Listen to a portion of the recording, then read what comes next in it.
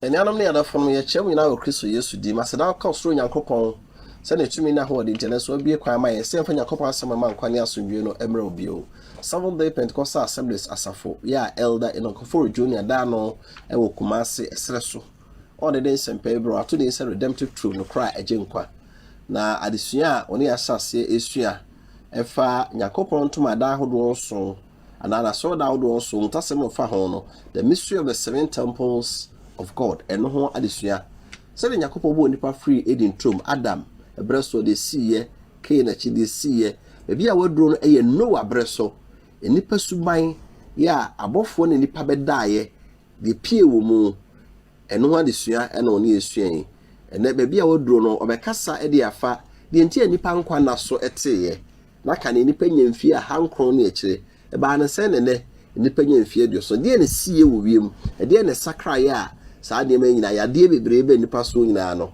so opese ote ase fa Bible kwan so a sisi ho no tinsempa elder Enokoforo Junior edebro edede so. Hallelujah. Amen. Greetings of peace once again to all our dear ones before and near.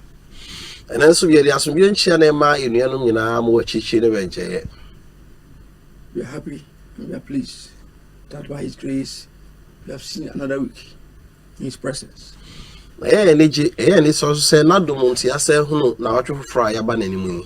And as I speak, we have entered the month of November on the secular calendar. Very soon, the secular year will come to a close. I said, no, ya share bosumi duba kono ase na enche na afiwe so economy. We know that by his grace, he shall, by his mercies, navigate us and guide us safely towards the year's end. I said, not dom the homo bronti, or no abedi and him kind, now the akko, a fin years so. And at the end of the year, we shall have our end of year committee. Last year, we couldn't hold it because of the COVID and other logistical issues. But 2021, by the grace of God, Seventh Day Pentecostal Assemblies will be having our end of year committee. Na sede nyame adom tinti no afiwe kwane ya Seventh Day Pentecostal asafo ebe ya afia no hyemu afi etwa mu enam coronavirus ya de tinti me anye enso afi de Nyakopa adom ti sete bia hyemu no ebeba so. I believe by God's own grace it promises to be another memorable event full of inspiration and divine power and glory. Na me say Nyakopa adom ti ne tumi na ho de ne bisane ama yehunu ne mu nyam so. And so we're going to continue our message series, which I indicated that before we move on from the era of Noah, we're going to have a discussion of all that we have learned so that we not lose track of what we have covered so far. Na ebeto ya desua no so say de kai esua dada no na nsa na ebe wie Noah ebre no so de siye no ebe san san echi na yenya bre asan apesem de yesua ni nyina mu se be obi a wodi adesua echi bia no bibia so ntinkam ema. But so far we haven't covered Noah to its totality. We still have some areas to cover with regard to the days of Noah. Na Noah bre no so no na mesi ntimi nsua ni nyina nwie ye woni ema pia akemo a o se ntimi wie no so. So last week we saw that God was fed up with the wickedness of humanity upon the earth. Na ohwehwe mu yesua hu se afede na nipa do mumuye ne ebone ado so asase so a afede Nyankopon na afe amene no. And Jehovah said that he will not bear with man beyond 120 years. Na Yehowa Nyankopon kan se ne homom ne nipa ntra enkosi da ba entra emfie wo ha aduonu. My spirit will not strive with man, and that word strive there is from the Hebrew is very loaded. Na wase me honhom ene nipa ntra enkosi da ekwan yo fa so ka asem no Hebrew ka asem ntrase no emudo ye. It comes from the Hebrew word din. It means to plead, to judge, to stir the conscience of man. na Hebrew kasa be kan say den e je say ugu onipa atan na nipa na hunim no wo kanya mu ehunu de omu. And this is the work of the Holy Spirit currently as we speak on this earth. Na when adwuma onkronkron no sabre e kasa eguso a wo ye wasase so. So as I always say, in the Old Testament things are condensed. When it comes to the New Testament, then things are elaborated and explained in depth. Na ase de da me ka no so ka pam dada na ase bi ono a okanitiawa onse da ma ba mu na ba pafuru mu a afi na nasa asem no oba ba mu amu atase ye. He said, my spirit will not strive, will not please. At the same time, it will also try to threaten you. If you don't put on good behavior, it's going to happen to you. You tell your conscience, this is good, this is evil. I will not do that beyond 120 years. The Sassam no kind no watch and say, Yamiso and home need pantran go see da no. Na acquires and home no, a casachi nipa, a bunipa coco. Na Kenya wa hunim say, Adia wuye, se when ya if you were hanya do no, Jacopo be mount kana abbey. And so when you come to John chapter 16, 7 to 11, Christ speaks of the work of the Holy Spirit among humanity after his death and his departure. The Yohanes and Patidun Sia, Chimonson, a copy Duba Kona. Yes, so Casafa, Hong Kong, Juma, a baye, a bra, or free assassin or a cross. So he speaks of the comforter, another comforter. Christ himself will come in another form, in spirit form, to be with his people forever. Now, no can say yes to so creature no. Hong Kong Baba, na the home and any Paba Betrakusida. I've explained it elsewhere on this program that the another comfort doesn't mean a third entity or a third person of the Godhead.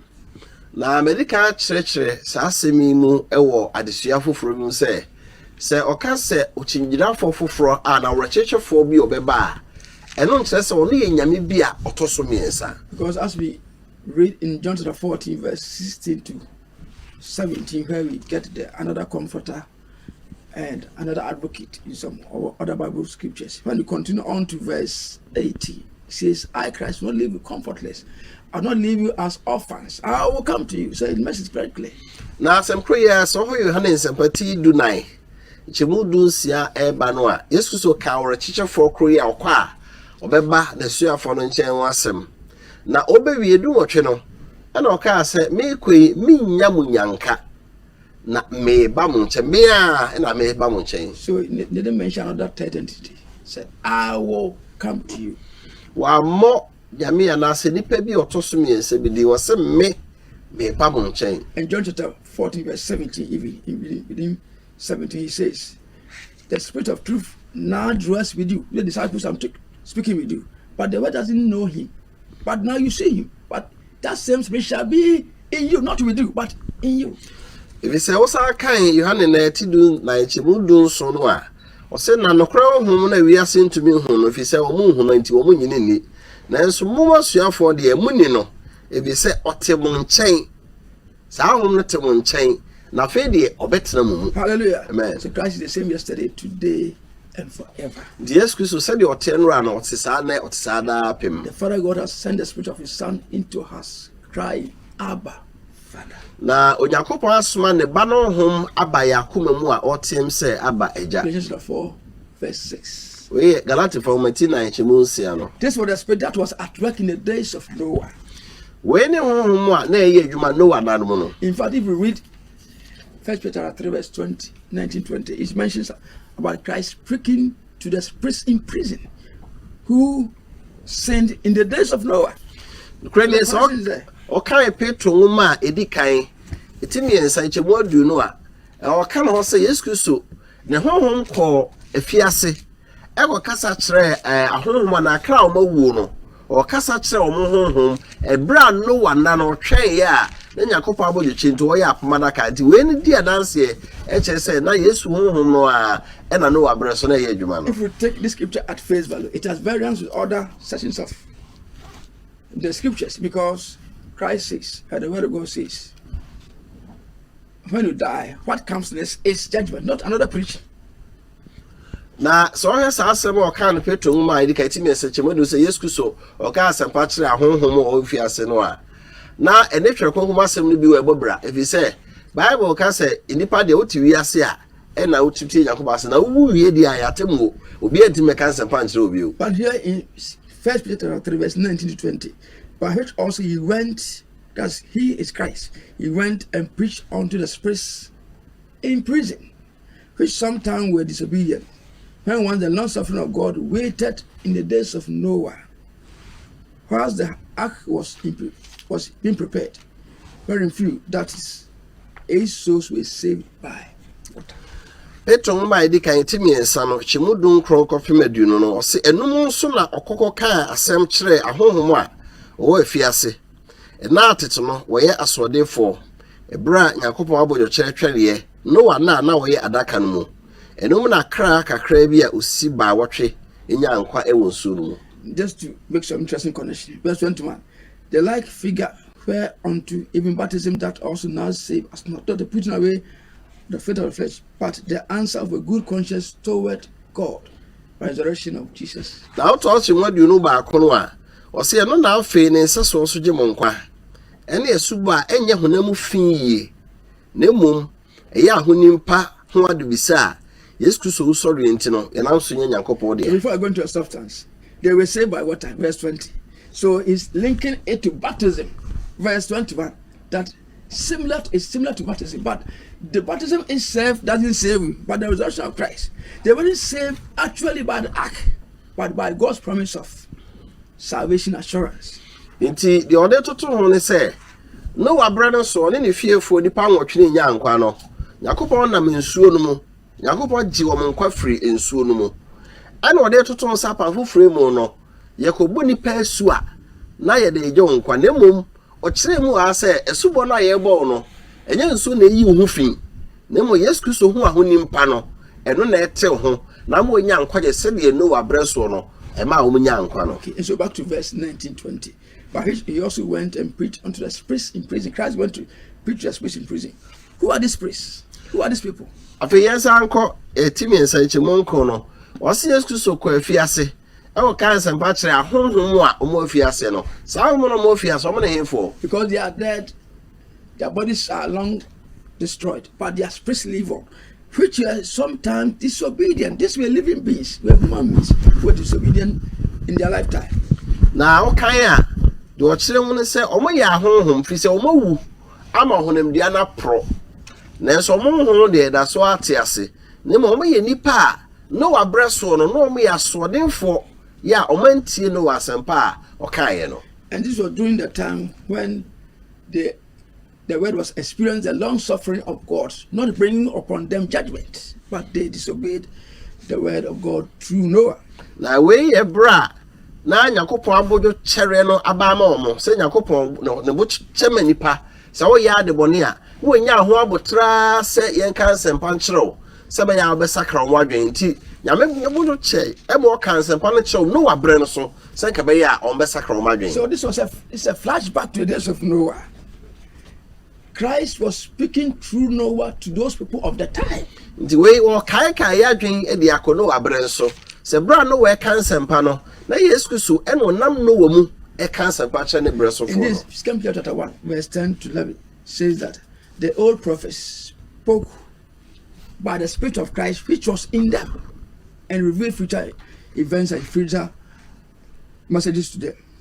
Na so oba Petro mu ma etoso mi eti baako efiri chichimu be ye edun kron no kono a o se kan enticheje edifo no sabe Yesu Kristo honhom ati wo mu do omo kro no saa pepepe no omo ekasa ye. Oh, that's First Peter chapter 1 verse 10 to 11.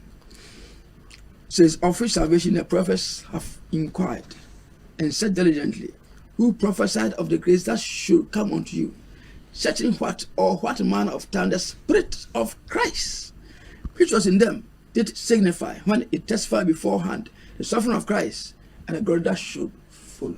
Petro mu ma edi kan no mum eti baako chichimu edu ne du baako no ho ne ye kan se saa nkwaje na difo no omo pepi mu hwe breko a Yesu Kristo honhom a ewo mu na di na mane a obehu adanse kire no e kire breko a fe de Yesu Kristo tumi no be ba be ye adwuma wasase so. And so this is the Spirit of Christ working in Isaiah before his human birth.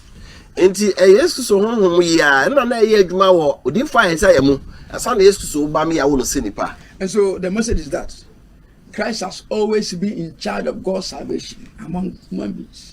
And until Christ no nyina ne se Yesu so ene frititi nyina wo no na nipa nkwaje de ehun dwade nyina ase ne nsa. Either by his spirit or in his incarnated person as a human being.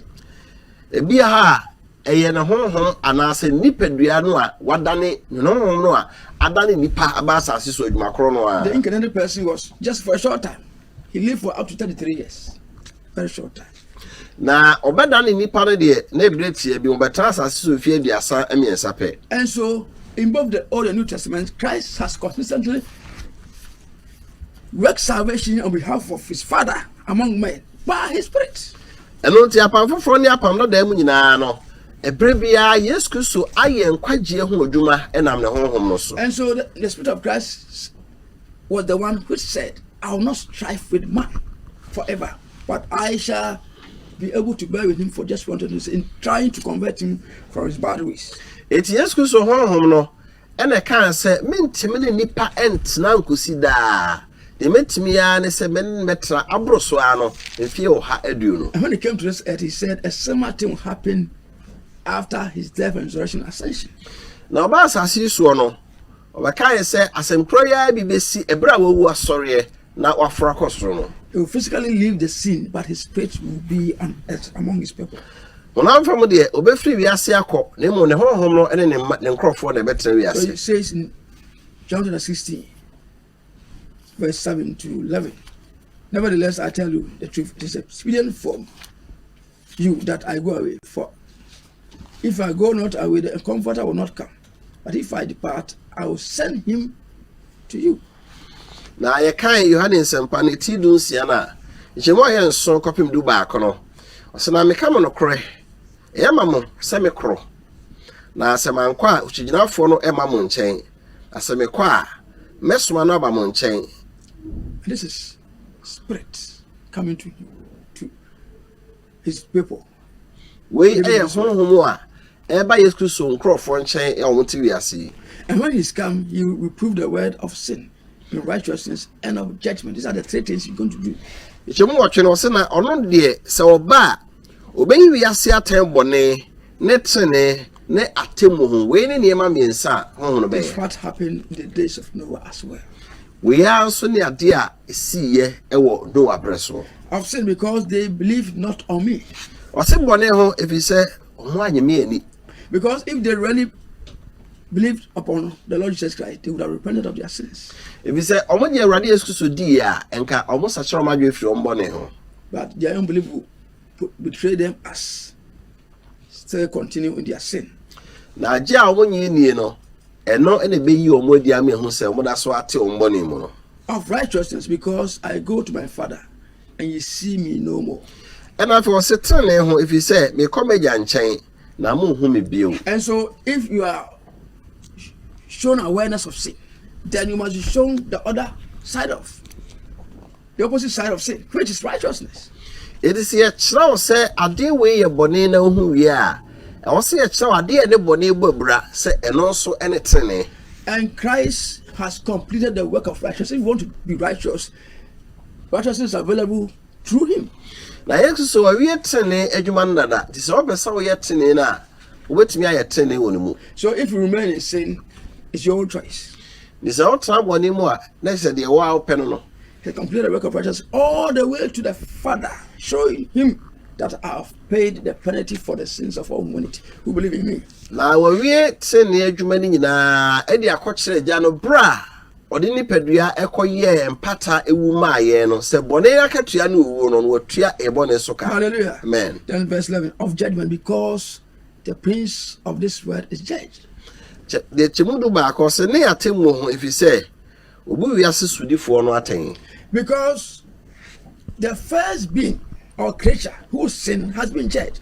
Therefore, it shows that all subsequent sinners will face judgment. It had the option and say, the odi kaye boni we wiase no ye bu na ten.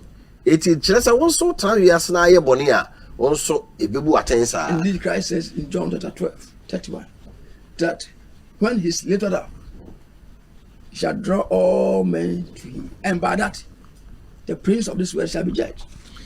Na so kan Yohane nsapati dumienu chewe du asaba akono a Yesu so kan say so nyama me sokosoro a atwi nipa nyina ba me nche ne basa na wi asesudifo no so afei de ebu na ten. Now, so let's read 12:31. Now is the judgment of the world. Now shall the prince of this world be cast out. And if I be lifted up from the earth, all men will be drawn unto me. Ye kai Yohane nsapati dumienu chimwa du asaba akoko medu asamenu a se na afei ni wi asatemu afei na obeyi wi asesudifo no ho. Je du asamienu na me de so mama unyama me sufri asase so a matwe nipa nyina aba me nchen. And so here Christ said that before his death, his atonement on the cross, the devil had near absolute control over all humanity. The had Jesus so can say nansa na onde ne pidua beye mpata wo asenua no so no na bonsam wo tumi e wo nipa wasase so nyina so. Now that's a change. Now say the answer. And so if you remain insane because that is your own choice. It is allowed to us what trouble ni mo a now to believe said the weapon no. By his death, the prince of this world was cast out. He was demoted. He was defeated. He was brought down. Na ena me so na wo ye wo no ba asase so yinti no. Iwi asase difo no ye brand to me ase ye to no hwe form e brand ase. And so if it's lifted up, it's symbolic of the cross. All men, you have the opportunity. You don't say that everybody will come, but you have the opportunity. If you don't come, then it's your own choice. You have the opportunity to come to him to be saved. It is when Jesus Christ so a ejina ho ma say ye peja na sen asenua no so no.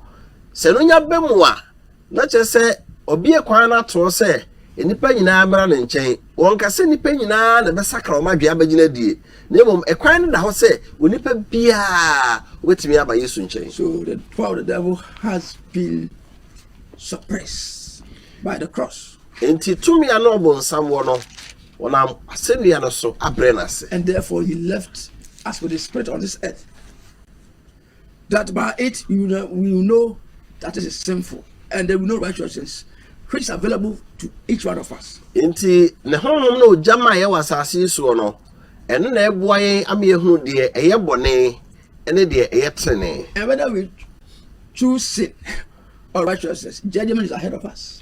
Na se ebe trene o se ebe bone o atemo eda yanim. Those who choose righteousness shall enter life. Those who choose sin shall go into destruction. Na omo mafa trene no be konkwam. And I also be bone no also be call same. And the clear evidence is that the prince of this world is already judged because his power has been suppressed by the cross of the Messiah. Na ho dance de ne se wiase sudifo no ebu na tan da eno ntina Yesu Kristo asenua so wo no wo de abre ne tumi ase no. And so here we know that what happened in the days of Noah is similar to what Christ is portraying of the Holy Spirit in John 16 verse 7 to 11. Enti asem a o kan wo Yohane nsapati du nsia chemu enso kopim du ba akono wo de toto de si Noah abre no so no a na che se de Yesu Kristo kan ha no sa pepepe na si Noah abre so. For 120 years the Holy Spirit, the Spirit of Christ, was striving, persuading, setting their conscience, at the same time threatening them to back off the ways of evil.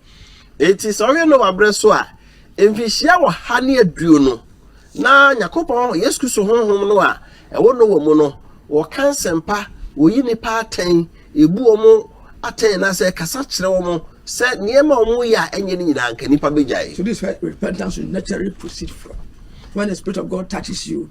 There's what is called a conviction of sin within your own heart. Ndi aha sa kwan we so e na adwensa kira e fa so ye se Yakobon asa no ba ho a won sa sem na kan wakoma na yi waten se ba ye bibia wo ye bia nya bia won sa na bia se ujai. Therefore we read in 1 chapter 3 verse 21.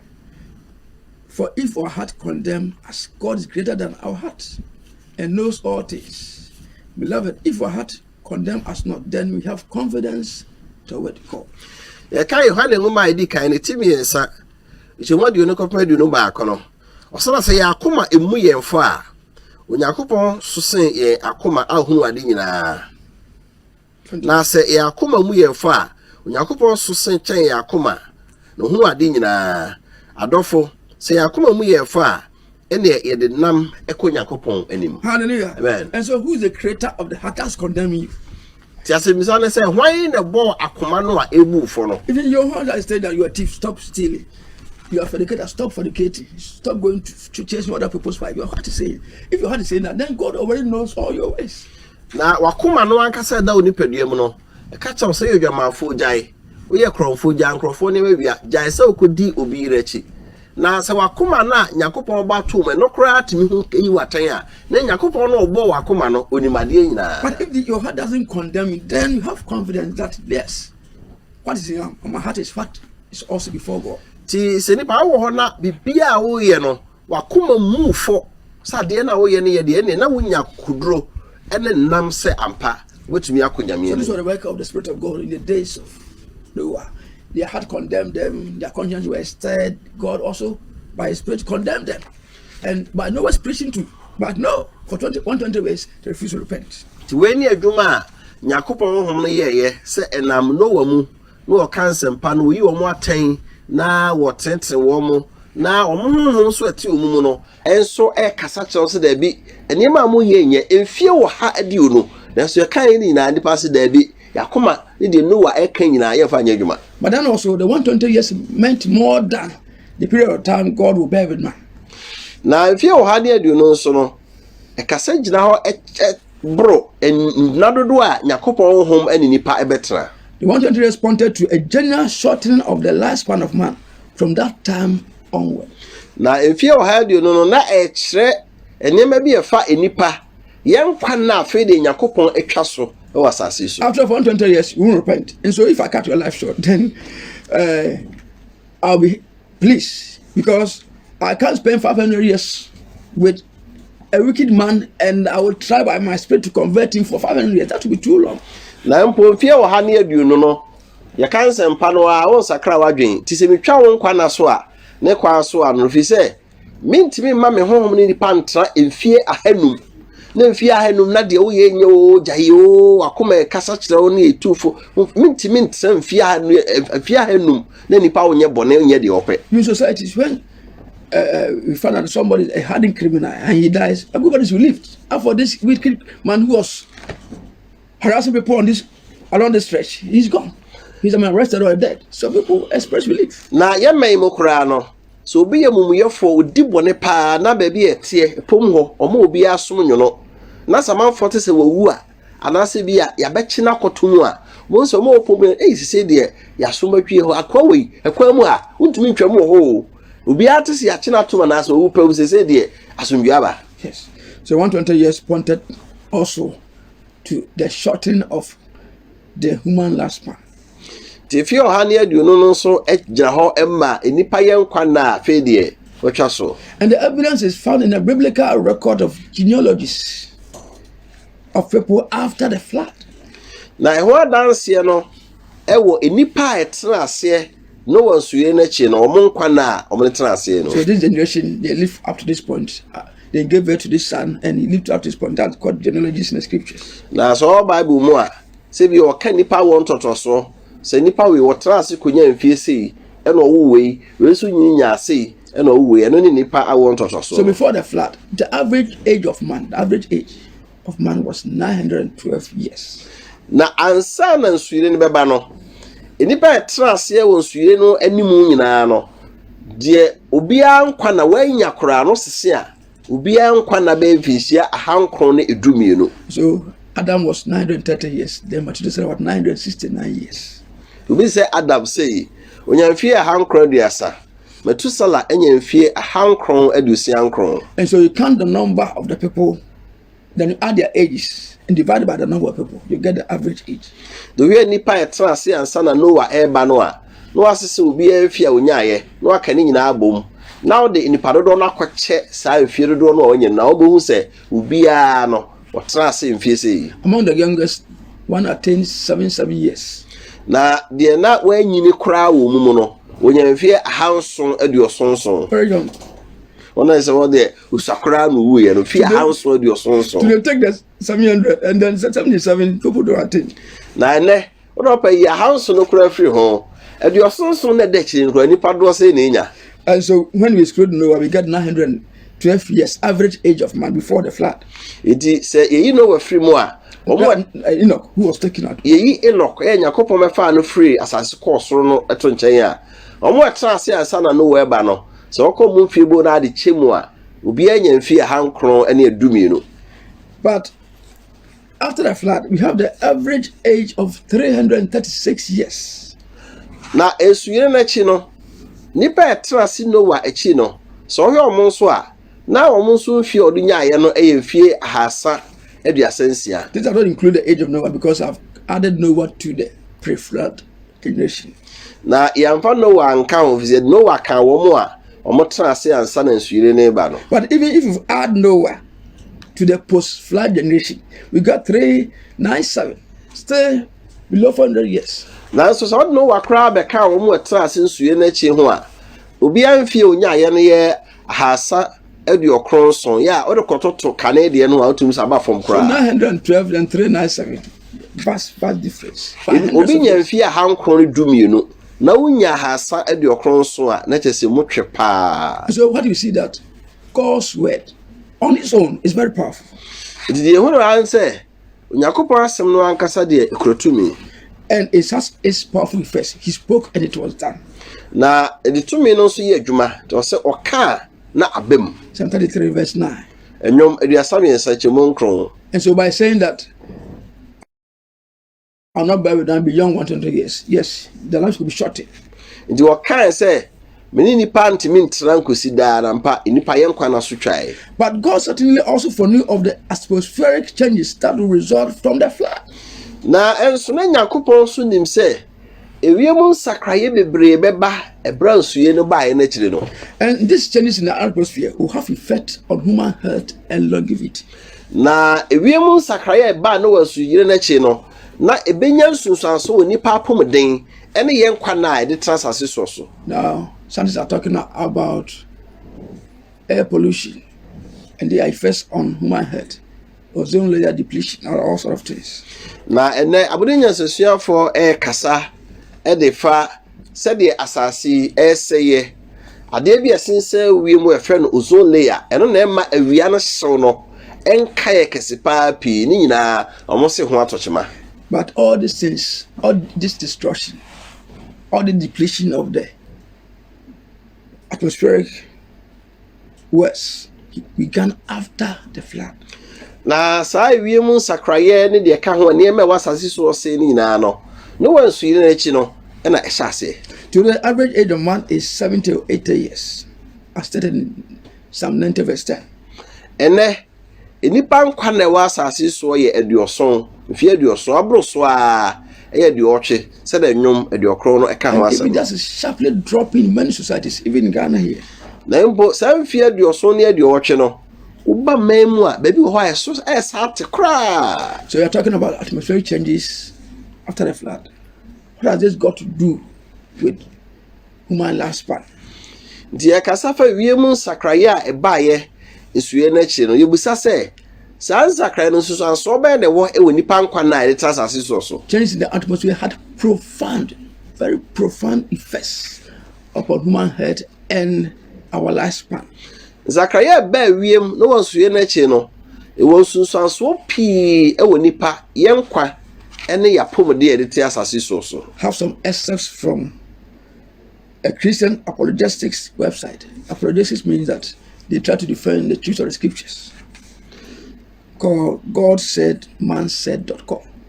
Na yo a Christophobia or matro maybe and as a website bi a o maka bibi e fa niema e si e fa nipa brabo ho ya to din say Onyankopon e kan and nipa so kan GodSaidManSaid.com. So God said it's what is in the scriptures and what has been verified by scientists as true. Enti the din on the website no so say God said and man said na se chere say we na Nyakopon kan ye na bodenya sesuafo so hwe mu no de omuhu ye se chere se nyame de ne nokra ani. I'm quoting from the article. North Pole tropical discovered again. Na me kabi bi afa omasamo omkan o se North Pole and a tropical discovered again say ewiase nyina atifi femu no ɛne sɛ deɛ ɔsi hu no ɛho asɛm no. Here's the quotation, Genesis chapter 1, verse 6. And God said, let there be a firmament in the midst of the waters, and let it divide the waters from the waters. Now, more Genesis ti baako nkyɛmu nsia ya ɔsɛ Nyankopɔn ka sɛ ntiri mu mmra nsuo no ntɛm na mɛpae nsuo ne nsuo mu. And so according to God's word, he created the earth with water upon it.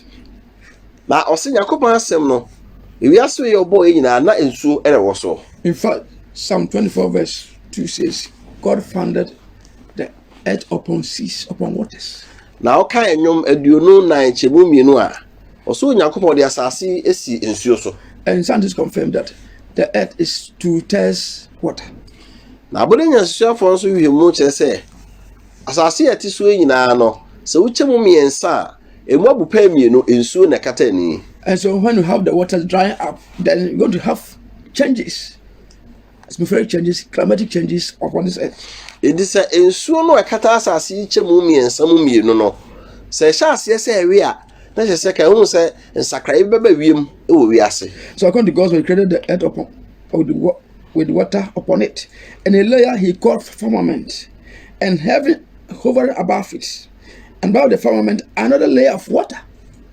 Eti sɛ Nyankopɔn asɛm tie no obo wiase na ɔkyɛ mu no wɔde nkyɛmu bi bɛto asase ɛne wiem ntam a ofura asase so a nkyɛmu bi kata wiem wotra ɛno a na wasa akɔ nkyɛmu foforo ansa na wakɔ baabi a Nyankopɔn so wɔ. So this is the idea.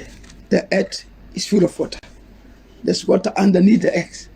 Then when you go to heaven, there's a firmament, and then there's heaven itself. And then between the firmament and heaven, there's a layer of water in between them. Enti deɛ ɔka ne sɛ asase wei sɛ yɛte nsuo so. Nsuo kata asase no fa dodoɔ no a nti nsuo mu ɛna asase sie. Na ɔkɔ ofiri asase so kɔ soro a na ntɛmu bi kata asase ɛne soro ntɛm. Wotra asase no a nsuo saa kata ni ansa na kɔ baabi a Nyankopɔn so wɔ. When scientists put together a theoretical model designed in the way just described, they came up with some astounding scenarios. Na abode nyansasuafo hwɛ deɛ sɛ deɛ Bible aka sɛ Nyankopɔn kyɛɛ soro mu asase nsuo no deɛ kata wie mu no abrɔfoforo biribi sɛ theoretical model adeɛ bi ɛwɔ hɔ no wo sɛ da yɛ biribi na de atoto deɛ wɔ no ho hu sɛ ɛne ne bɛkɔ pɛpɛɛpɛ na sɛ tetaa so a sɛ na mu susu aso mo yɛ saa no ɛnneɛma mo ho firi mu no na ɛnwanwa. So what the Bible describes doesn't really exist because changes have taken place, and so they go back. If these things were so, how would our world be? Eti sɛde Nyankopɔn bɔ wiase fiti aseɛ paa no ɛnɛ no ɛnte saa eti wɔn kɔ wɔn akyi na wɔn akɔfa deɛ Bible ka sɛ ne wiase teɛ no na wɔn ayɛ biribi saa ahwɛ na wɔn sɛ sɛ ne wiase te saa sɛ na nke wiase bɛyɛ. But these are the scenarios, the things that would have happened in our world if the original design of the heavens and the atmosphere and the layer of water about the firmament were all there. Eti wɔn hu sɛ sɛdeɛ Nyankopɔn kan no Genesis ti baako kyɛ mu nsia no sasase te nsuo ani na bunkum kata wiem ne nsuo wɔ no akyi asa na Nyankopɔn deɛ sɛ saa na nka na wiase te a kasɛ ne wiem ɛbɛyɛ. 1. A water canopy encompassing the whole earth would create a virtual greenhouse regulating a perfect temperature around the globe, which there will be no storm of any kind. Eti sɛ nka saa nsuo wiem na nsuo saa kata ni wɔ wiem no te no sɛ kate saa ka ɛbɛyɛ bibi sa brɔfoforo bibi sɛ greenhouse no yɛ baabi ɛnɛ wɔn tumi si dan na yɛdua nɔbae wɔ mu nsuo ntɔ megum yɛmfa nsuo mu emu no a enwunu emu nyɛ hye sɛdeɛ mu teɛ no saa na teɛ a bibi a wodua wɔ mu biara no enya enwunu ne awia ho ahoɔden de yɛ bibi a bibi bɔne bi ntumi nsi wɔ mu saa na nka wiase bɛyɛ. So they call it a water canopy. The earth is surrounded by water both above and beneath. Nti na akɔyɛ sɛ nsuo ɛna asase wɔ hyɛ mfimfini aseɛ nyinaa yɛ nsuo ɛna Nyankopɔn de nsuo asa kata ho nyinaa nti emu no tena no ɛbɛyɛ fom. You have a perfect temperature around the globe, not just in another place. So you have so many different temperatures. difference in temperature. In Africa, we are in the tropics. Go to Europe, the weather is cooler than Africa. So we have variations in weather. But what they are talking about is the temperature around the globe will be similar. It will be perfect. Etinka, ewe wona sakra wonsuire na chi a, kada abonye sesofo hu yen se, ke wiase nyina ebedwo fom, ebeye din nyunu kama. Nyese ne ya, ewiase no, bebu awia bo pa, oba abimem ha, awia no hye ma yehunu ye ho ano. Okoba bi nso a, ahonso anyunu pa ya wo ku omo. Kanya sa ne wiase be ke wiase nyina no, nsuo kata ase ene esoro nyina, emu nyina beye dwofom. And there will be no storm of any kind, no storm whatsoever. Kenya dia ye beti se from maybe fansu from maybe atwia for baby ama say japade ke ehu bi da. There are all signs of disruptions in the weather and the climate. Na sausu from ma ya ne twifa baby tutu adan bubu nua ne ade se ne ma no. Ni nyina ye nsenche ne e kire se ewiem nsakrae bi aba ena de sauce ye nyina ba. Then too, the water canopy will act as a filter, blocking deadly ultraviolet rays from the sun, which aggressively participate in every disease known to humanity. Na kensu no Nyankopon e de kata awiem no, keno nso be te se ntomadan bi a wodi pa wo saase. Nika wia a eboyi, awia no ntimi nya kwan e mehye wa saase so. Na wia no nso ebo no, ye wo wia no fam ba bi e fe no ultraviolet rays. Eno na ya de be wiase nyina no, e de ba. Kenya de anka nsuo no ekata soro no ebe ma sa awia na hoden no abade yade bia bre obi awasase so. In other words, the water canopy would not have allowed the ultraviolet rays to penetrate and pass through to have effect upon us on this earth. Nti ye kire nyina ne senka nsuo no a ayesentomadan ye kata wie mu no ka wia na hoden na eno no enye ye fe no ultraviolet rays no entimi nwura mu ma ena yade bia bre. And this ultraviolet rays participate in every disease known to man. Na sa wia na ho de anye na efe no ultraviolet rays no hwemu ado abodinya sesuafo aye kire se yade bia e kan nipa wasase so no sa de no e ka ho bi. And so with this canopy, it will contribute to much longer lifespans. Etika sa de na e kata wie mu sentomadan no kano na bebo ye ho ban amani patimi atra sase so nyina che. Students of the scriptures know that the average lifespan before the flood in the days of Noah was 912 years. Na sada twakonko mi yesua hunu no se ansana nsuyi ne beba no na nipa tra sase so a omunya mfie hankron ene dumienu ansana wawu. Also take note that Adam and Eve were naked and not burned by the sun. Na afisa asana so se Adam and Eve Yakopon bo wo no no mudadeja nenso ya ante se wia ehye wo. There's also no record of God making a house for them in which to dwell. Na bibia so nya danse otwako mu se Yakopon yi esi dai bi ma Adam and Eve se no mu no montra. So it's clear from these examples of how Adam and Eve lived that the word itself had a perfect rule. It's all where Adam and Eve asetra na omde to omuni datim omun sha atade so wi anhye om no a na se wi ase ye tibia bia na ka bibia wie peye ewom. And then two, the first record of rain in the Bible is three. The first record of rain in the Bible is during the great flood in the days of Noah. Afesa waka atwa konkon no a ebre di kan ya enso toye e wasase so eye bra Onyankopon ma Noah nsuire ne ba wi ase a ebepepa abonefo nyina akoye no. And so until the flood in the days of Noah, there was no rain on this earth. Anonti ekope bra Noah nsuire ba wi ase no. Bible mu nanka nsuo nto wasase so. How then were the crops watered? Nti ase misane se ne eno ba ya na wasase so no. Eden na enye nsuo na timi aye from. They always place. Earlier our brothers in explaining tree said that with a greenhouse, the temperature is perfect. It's encased in a place called a greenhouse, and the crops do very, very well. Na sade onuane di ka kire mu no se nanim dia abodenya soso afọ de ba ye didua no baye teacher atosode ne nuaba no ye friend greenhouse no omu si dan na yaye mu nyina kama emunyunyu nti enuaba bi ebedua wo mu no ensuo nto megu so enso nya bibia ye so nya bia timi nyine kama. Something similar was happening in the Garden of Eden. saa na edi ntom na bibi saa pepepe na na etie. So reading Genesis chapter 2 verse 4 to 6, there were crops, but no rain, but they did well. Ye be kan no Genesis mo se mo edi kan timienu nchemu na kosinsia no no modua no baye ensu anto na enso no baye na ye from. These are the generations of the heavens and of the earth when they were created in the day that the Lord God made the heaven and the earth, and every plant of the field before it was in the earth, in every herb of the field before it grew. For the Lord God had not caused it to rain upon the earth, and there was not a man to till the ground. But there went up a mist from the earth, and watered the whole face of the ground. Genesis etimi no chemu nan kopim nsia no. Osi we no ne osoro ne asase awon totoso wo won a won bo a obo won no mu. Eda Onyankopon yo asase ne osoro no. Na efuomu nua nyina na efuomu nua nyina ma asase so. Na efuomu han nyina nya mfifiri efise na Ewurade Nyankopon nya nto ensuo enwu asase so. Na onipa a obedo asase ni ho. Na kusukuku free asase so free na for asase ni nyina. Hallelujah. Amen. But eventually God commanded, and plants and herbs sprouted from the earth. Na actually no Nyankopon hye ma fe de no baye nyina asase free asase mu. But before that, a mist went from the earth and watered the face of the ground. Na ansana no baye ne free no aye kama no.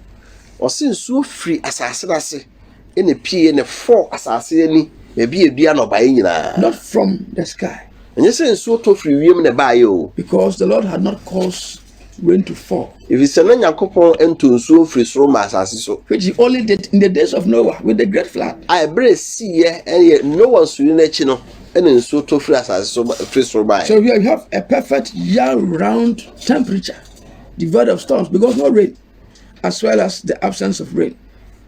This meant that every morning there was a beautiful postcard sky, a place called paradise.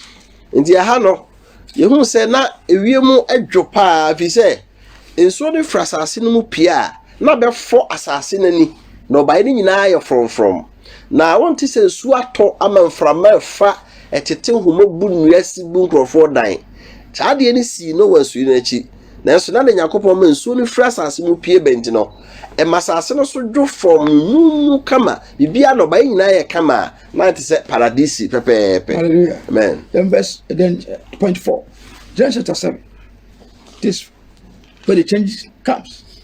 Genesis chapter 7, the changes coming. God opened the windows of heaven and poured the protective water canopy down upon the earth.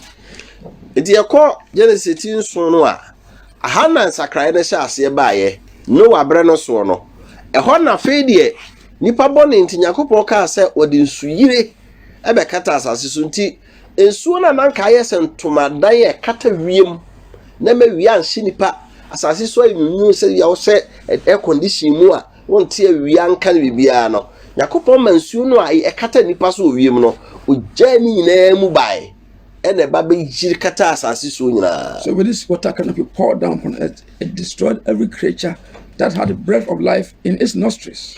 Iti Nyankopon ma asansuo no a ekata wiem no egya egu ye no ade bia ehome kra wo mu ye nya home asase so de o se ni nyina. The only exception was Noah and the residents in his ark. The okaya ye Noah ene ne fiefo ano mu adaka no mu no. Things would never be the same again.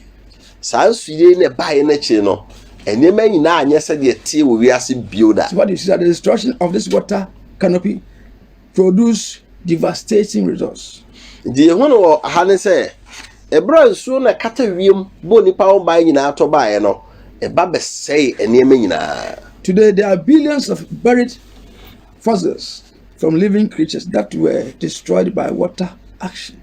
Na enne se wo ko abodi nyesosuafo ne omo nsuo abakose mu a omo kire mu mienu se enema na ye akra na se mo na akra tasfo wasase so no ensuo no be se omo kumo mu nyina no omo ka asase ase ya omo tu asase mu no ekohu se na nipa emoa na akra bi wo ho a omo wuyi a omo nankese ne omo ne ma pro ni nyina no da so asase mu. So have ossified, hardened, sometimes encased in an ice. You have it. So many creatures that some are even extinct. You can't find them. Have them on mountain peaks. That means that the animals are running away to safety on top of the mountain. Na ene womo suasua asase mu niema ne ade no. Omanya danse che se ukọ wiase ba bia eho sukotwea nko ana ho. Esukotwea so akwese fridge odi ade ahyem na nsei. Ba bia wiase sukotwea wo no, omutimi kotu a na omahunu aboa bia na oti wiase saa bre na owuye. Na okose sukotwea no muntene wa ampro.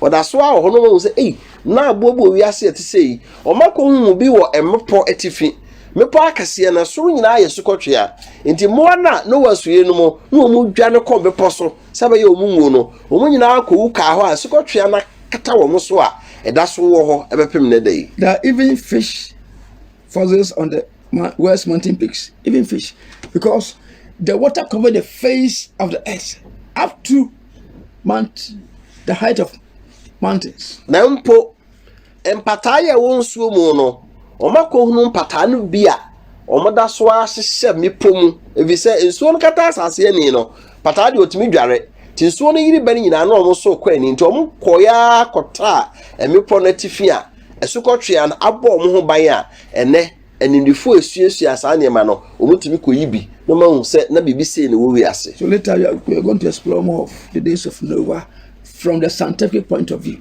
It is historical. Ibesua ne ma pi afa Noah bre no so no de abobi nya sesuafo enso ahwe mo hu no ene wo mo nsuo musu abakwasem de wo mo nsuo hu afa ho. Because some people believe that the Bible is full of myths, things that are not true. If say people bi wo ho a o say Bible e de ya na sesem ko a se mo nya no kra ne aboabo no de amaye. But how come that in so many cultures around the world they have this story of their forefather, one forefather of theirs, escaping to safety in a boat or ark? Not only in Israel, not only in other places, right? Even in China. Na se Bible no unyi ni say no kra na hu say na nsem a edi enti na wi ase nyina ba bia abekọ bia no oman bia wa abakwasem a kire say kane tete no na omagyanom ti wi ase no nipa bi edwane ya ensuire bi ba wi ase na omtra daka bi mu a omkote ensu na ni omunya nkwa enya ga na anko okọ China okọ ba bia oman bia wo sa abakwasem no a Bible ka no e wo pepe. And the Bible says that all humanity after the flood descended from Noah, and so they pass on the story to their subsequent descendants and generations. But because the story is a very old story, there are variations across nations. Na so ka Bible a o se nipa wi ase nyina fri Noah mu ne ba fi se nipa na wi ase ensu kata won so no e ka Noah ne nasefo enti nipa e kai ni nyina Noah asefo de muteteye obi akotra ba ne mum de ba ne se obi akwa na de si Noah breso no o ka kire ne ma se ne si wi ase na se nipa de na no na e kenti no se nipa mienu miensa omko hu bibi na aka so omko ka obi a de obeka no bo se esosonye kakra ba ntamti wo kan de Ghana for China wo maybe e ka hu se sosonye kakra na ntamti na esa. And so now man's lifespan has dropped dramatically from the average age of 912 years to the Bible's prophetic trace score in 1070 years as we speak. And dropping down. Nipa nkwa na editias asiso ra kane no asana no wa esire beba no na nipa timi ye mfie ahankron ene dumienu no eso atia ma ababedru mfie adioson mfie adioson no kra ne no esugu so a etie. And also because the great flood of Noah's day changed the world's atmosphere forever. If he say Noah breso sure kase e ba ye no esisa wiemu a ewiase ensi ni dada mu bio. Fulfillment of the word of God to catch the last one of man to 120 years. Na Nyankopon asem o kan se obetwa nipa nkwa na so ba fie o haduno no abamu. The water canopy above the sky that filtered out deadly ultraviolet rays was cast down to earth and was replaced in an ozone layer.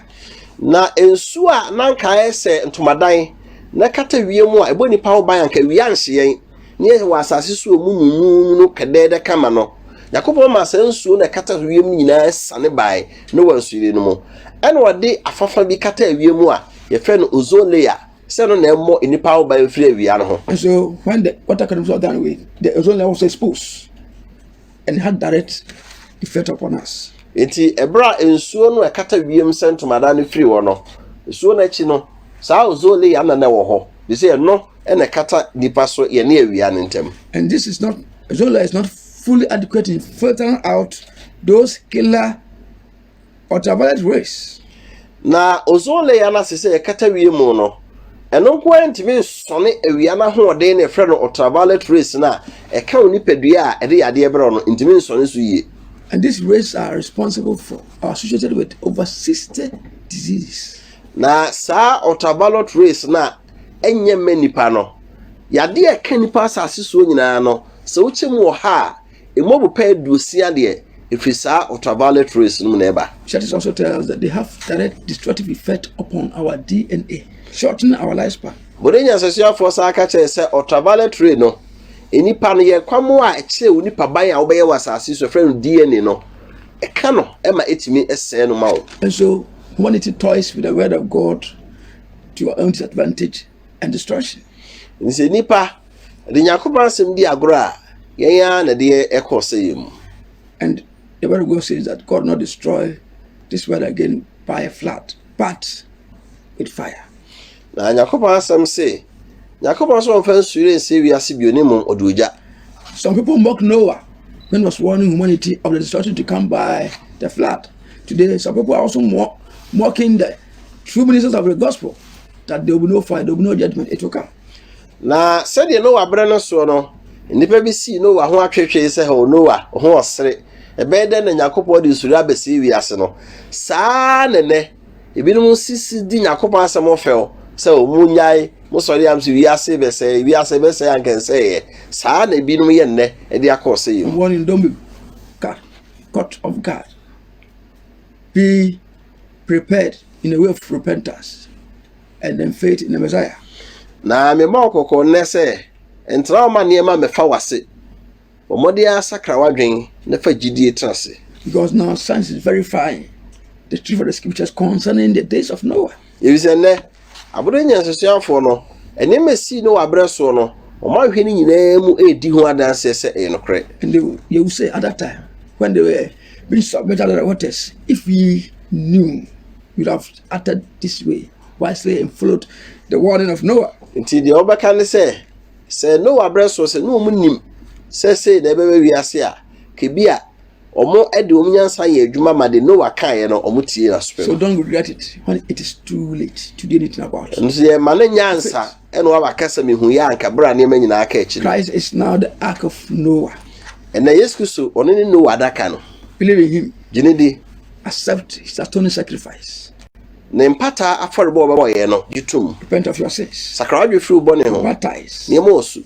And your sins shall be washed away. Obewo ho bone. So that by faith in him, you shall have the hope of resurrection.